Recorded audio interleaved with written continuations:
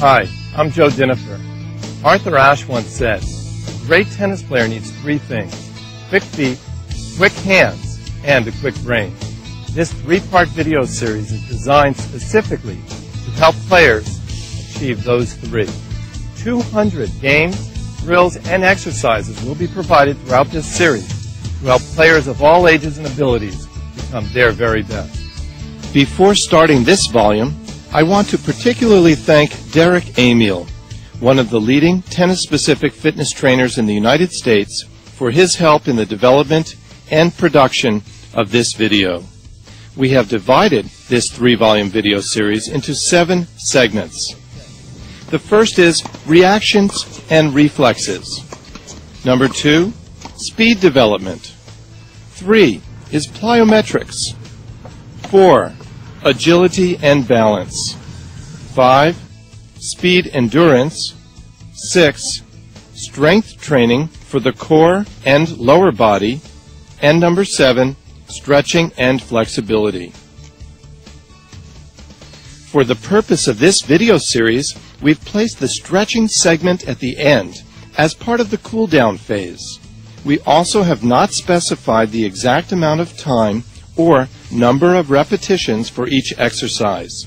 This obviously depends on the ability and goals of each athlete and whether or not they are in their preparation phase, pre-competitive phase, or competitive phase of training. During these various phases of training, the number of repetitions, duration, and intensity of each of our 7 focus areas will vary.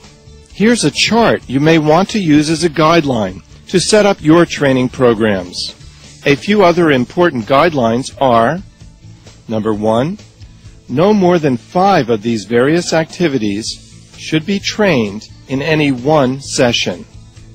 Number 2, anaerobic and aerobic off-court training should not be performed on the same day. 3, plyometric and speed drills should immediately follow the warm-up.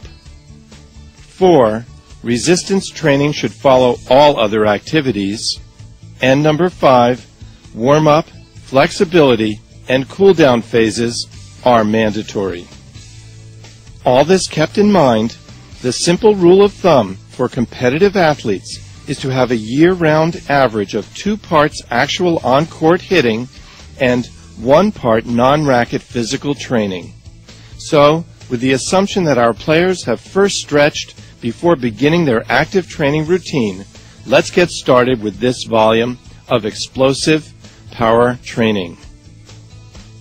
Before moving to our first section on reactions and reflexes, let's look at an example of an exercise to warm up cold muscles even before stretching. We call it jog and toss. And, as you can see, it adds another dimension to a few laps around the court. Players simply toss a ball over their heads while jogging, and when it reaches the last person, that person will move quickly to the front to continue. For variations on this exercise, the coach can have the players toss entirely with their non-racket hands.